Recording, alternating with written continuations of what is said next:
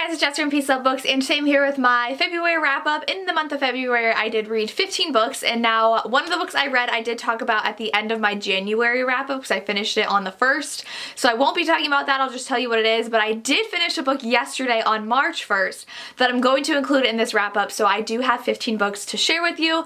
I really wanted to read more this month. I ended up DNFing 3 different books. One of them I was about halfway through. The other 2 I was about 100 pages into, and so I felt like I wasted a lot of time on that. I also didn't read anything past the 24th of February. I was stuck on one book for the last 4-5 full days of the month, so I could have done more, but I just kind of got into like a little, not like actual slump, but I felt like it felt like a slump, so I DNF'd Alex by Sawyer Bennett on audio. I just could not get into that audiobook. I DNF'd the second book in the 7 Deadly Sins series that the 7 different authors had come together to write. The first one was Pride. I gave it a 3-star, almost gave it 2 stars. The second book I just could not get into, and I'm waiting for Gianna Darling's book, which is book 7. And so I didn't really know the authors at the beginning of the series. I didn't care, and so I just moved on. And then the third book was for the London Street in Romanceopoly, and that is to read a steampunk book. I read Riveted, I believe is what it's called. Yes, by Mel Jean Brooks. I could not get into that. I was about 100 pages in, and I didn't care, and that was the only book, except for one other book I read for Romanceopoly. I was just stuck on it. So I'm skipping over steampunk right now for Romanceopoly, and I'm gonna move on this month and possibly come back. If you have a good steampunk recommendation, please let me know. I was just trying to chug along and get through it, and I couldn't. So let me know if you have any good steampunk recs, but I will go ahead and get to the books I read in February. The first one I'm not talking about, but it's Rhapsodic by Laura Thalas. I never know how to say that title name. This is amazing. I gave it 5 out of 5 stars. It's on my last wrap up. Next I read a novella, and that is Father Mine by J.R. Ward. This is book 6.5, I think, in the Black Dagger Brotherhood series. It is Zetas and Bella novella, and it is so cute. I can't really say anything about what happens in this, but Zetas go through a little bit more self-doubt like he did in his book in the series, and I absolutely loved it. It was just such a cute little snippet of Zetas and Bella while we're following other characters in the actual books, and so I loved it. I gave it 5 out of 5 stars. Definitely do not skip over this if you're reading the series.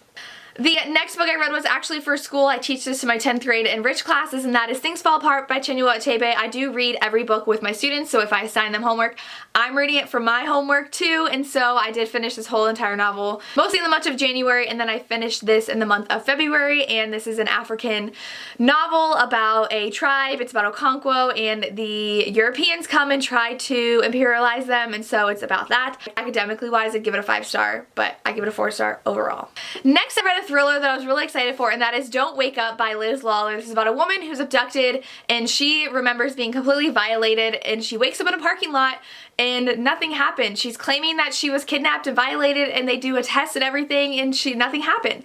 And so she is freaking out. She feels like she's losing her mind. She's a doctor, and then she sees women who look like they may have been attacked by the same person, but nobody believes her, and it's a thriller. I felt like the beginning was really boring, and this is British, which I didn't know, but it was hard to get into. I do think I enjoyed the end.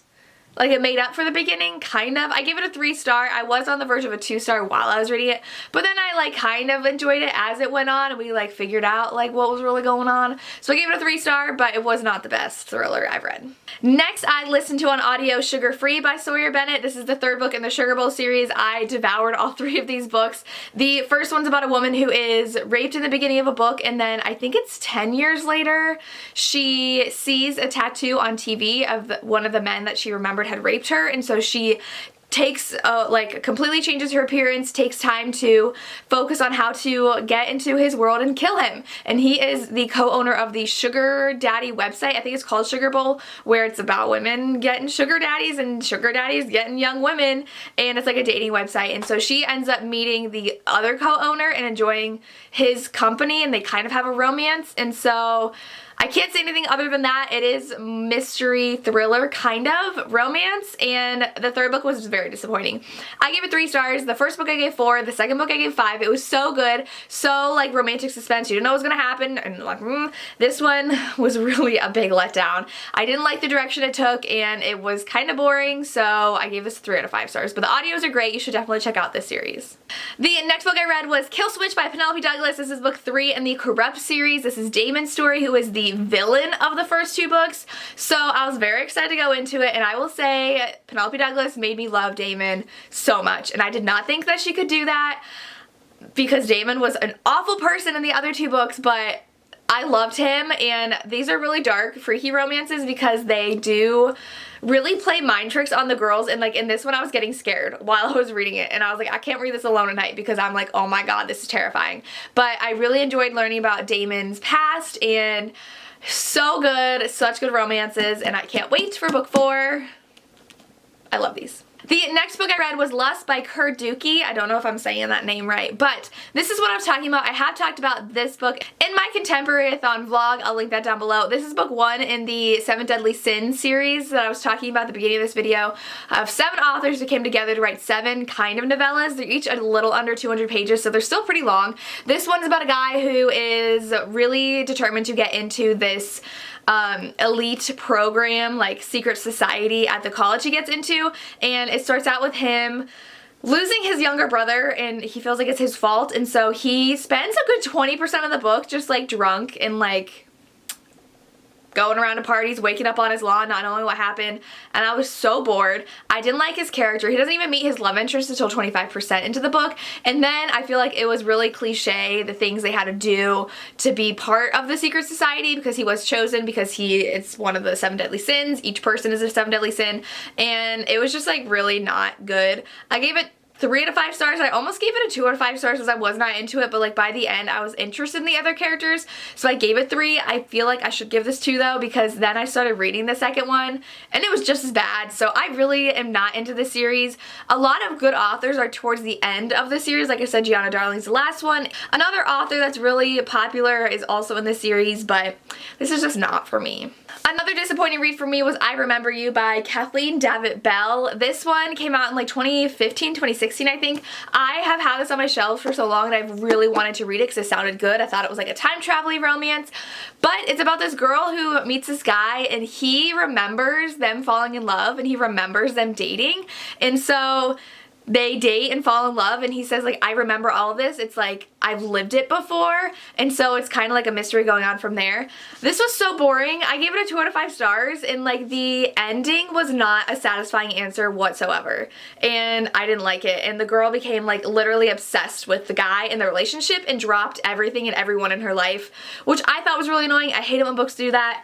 I just didn't enjoy this. It was so slow and really boring, and I just wasn't a fan, so I gave it 2 stars. Next, I finally read a good book, and that is Fumbled by Alexa Martin. This is book 2 kind of in her Intercepted series books. The first one's Intercepted. You can read this as a standalone definitely though, and this comes out in April. It comes out April 23rd, so check it out next month. This was so good. It's about a single mother, and she is working at this like as a waitress at this club, and she is providing for her son who's adorable. I think he's like 9 or 8, and she had a really intense relationship in high school with this now professional football player, but they broke it off and she's been really hurt ever since. And he comes into her club and it's like they run into each other. It's their second chance romance, and she is kind of thrown into the professional football world, which she's not used to. And if you like E shows and Bravo shows, I think you're gonna love this. It was so good. I gave this a 5 out of 5 stars. I loved our main characters. I loved her son so much. It was so cute. I love the football romance aspect. I wasn't a huge fan of the football player in the beginning. TK was his name. He was kind of annoying in the beginning, but it's because he was like kind of confused about what was going on. After that, he was amazing and I loved it. 5 out of 5 stars. You have to check this out. The next book I have an entire review for, so I'll link it down below, and that is The Risk by Elle Kennedy. This is book 2 in the Briar U series, which is a spinoff of the Off-Campus series. They are college hockey romances. This one's about Brenna, who is the Briar University hockey coach's daughter, and she goes to Briar, and she falls for the rival team, which is Harvard, their captain of their hockey team. It is so good. I gave it 5 out of 5 stars. I loved it even more than The Chase, which was the first book, and I was obsessed with Brenna and her character. I was obsessed with Jake and how adorable he was and how their banter was hilarious and just how there was so much tension between them, and there was a lot of hockey going on. Of course, it's an enemies romance because they're on different sides of a hockey rivalry, and it was so good. 5 out of 5 stars. Check out my review. You gotta read it. The next book I read was What He Never Knew by Candy Steiner. This is book 3 in her duet. She came off the duet first, and I absolutely loved it, and then people wanted her to write the book about the guy not chosen. In her duet, it is a love triangle about a woman who's choosing between her husband and an old flame love from high school. She chooses one of them. This is a book about the other one, and it is about Sarah, who had experienced something very traumatic in the beginning of the book, and so she is trying to heal from that and learn from that, and she is like a piano prodigy, and she wants to play at Carnegie Hall sometime in her life, and so she's trying to train to get back into that shape again, and so she falls in love with her piano teacher.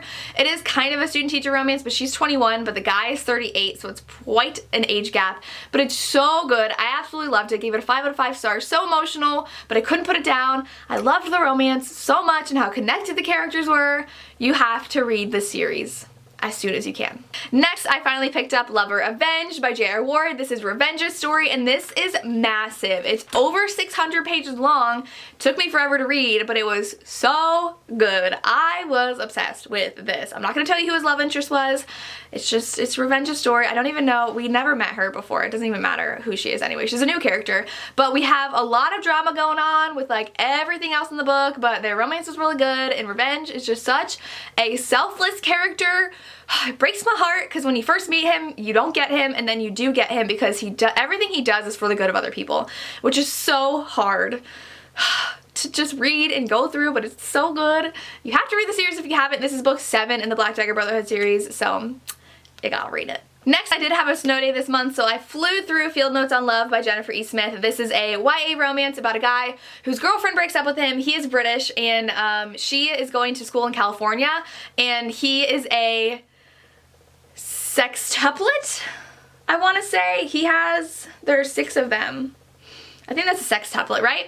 There are 6 of them, which is hilarious, and I love that. I've never read a book about that, but I feel like Jennifer E. Smith writes very quirky romances like that, and so his girlfriend had bought them a trip to go to New York and ride a train across the country to California, and everything's in her name, and she says, oh, go ahead and go on the trip, but he can't go unless he has that name because it's non-refundable and it's the name on the ticket, and so he puts out an ad for anybody with that name, and so this girl decides to answer the ad, and they go on this trip together, and she was just rejected from her dream film school. She is a filmmaker. She has 2 dads, and she is devastated that she didn't get into this film school, and she decides to go on the trip and is determined to make a film worthy of the school. She's gonna go to the admissions office and like beg them to let her in and show them she's good enough, and so it's actually their romance. It's very cute. I really like this. I gave it a 4 out of 5 stars. I thought it was really fun. I love the whole train traveling aspect. They're complete strangers. They're like, are you gonna kill me? And like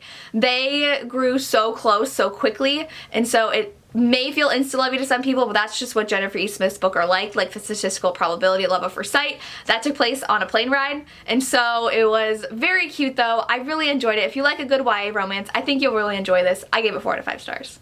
Next, I read Devil's Daughter by Lisa Kleypas. This is a historical romance that came out this year, and this is about a woman who is a widow, and she has 2 adorable sons, and she really loved her husband, but he was very sickly, and so she knew he was gonna die early on when she met him and agreed to marry him, but she was just so in love with him that was okay, and so he has passed away, and she meets a very charming man at, I believe it was a wedding. I don't remember why everyone was at this place. I think someone was getting married, and realizes that that man was the one that tormented her husband when he was in school, like at boarding school or something, and so it's their romance. She really doesn't want to like him at first, but there's so much to them that they really get along and bicker really well together, and she's trying to take control of the farm that has been left for her son that she's let her brother-in-law take over, and she wants more of an active role, so she's very much pushing gender roles in society, and it's really good. I really enjoyed it. I give it a 5 out of 5 stars. It's just so fun seeing a strong female lead in historical romances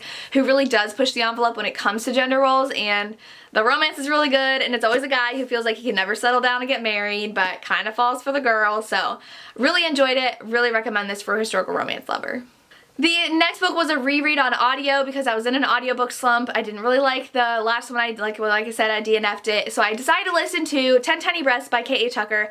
I read this in 2014, 2015. I read this like 4 years ago, and this is a book about a girl named Casey. In the beginning of the book talks about how her family and her best friend and her boyfriend, I believe, were all in the car together, and everyone died except for her. And so it's just her and her younger sister, and she runs away with her sister to Florida because their uncle was about to try something on her sister, and so they're kind of starting over. She is really dealing with PTSD and grief from what happened, but she refuses to acknowledge it, and she is working while putting her sister through high school because she wants her sister to go to a really good college, and she's like 19, I believe, and so she starts falling for the guy next door of their apartment complex, and she doesn't know if she can move on and be happy. And so it's a really emotional romance, but it's so good. I love the whole dynamic of all the characters. There's a neighbor that's really involved in their lives, and there's people at the club she starts working at, and like it's just a whole family dynamic of people who aren't actually family, and I really love that. I love the romance. I love the twists and turns in this book. I give it a 5 out of 5 stars. I'm so happy I re-listened to it. The audiobook was amazing. I can't wait to continue on with my reread of this series. I gave it 5 out of 5 stars. Those were all the books I read in February, and then I finished yesterday The Wicked King by Holly Black. This is my library copy. I did not want to get my pretty Barnes & Noble exclusive edition dirty because both of those have white covers under the dust jacket, so I didn't touch those. They're on my shelf right there looking super pretty. But this is book 2 in the like Air of Folk whatever series this is. I don't remember. Children of Air? I don't know. But this is all about fairies. This is about Jude, who is a human living in fairy world. That's all I want to say about the synopsis because anything I say about this book is super spoilery, but I can't say 200 pages in and I was really bored. I was like, something's got to happen. I heard about the cliffhanger at the end, so I knew once we hit 200 pages, things went crazy, and it was just like thing after another, and I finally liked it. I gave it 4 out of 5 stars because of the beginning. It was like super slow, but like the ending was crazy. Like the last third of this was just like, oh my gosh. But when it comes to the romance, as a romance lover, I was left wanting so much more. They had angst, but I didn't really feel it as much as I wanted to, and like when there were like finally giving in to those desires, it was very like paragraph fade to black. And I'm like, can we get more of this chemistry and this angst and this like romance, please? Instead of just like saying it happened and I'm moving on. Like I needed a little bit more detail, honestly, to feel their chemistry, but we didn't, so I was a little bit disappointed in that. But other than that, I enjoyed it. I gave it 4 out of 5 stars, and I'm like everybody else dying to know what happens next in book 3. And that's everything I read in the month of February. Let me know down below what your favorite book of the month was. I will say I did not finish my pick of the month book for this month. I was The Kiss Thief by LJ Shen. I'm about 50 pages into that right now. I'm going to finish it hopefully today or tomorrow and post my review soon. So watch out for that. It is coming. I am reading it. That last week of February killed me when I didn't read anything. But I'm reading it now. It's coming. That's all I have. As always, thank you so much for watching and have a good day. Bye.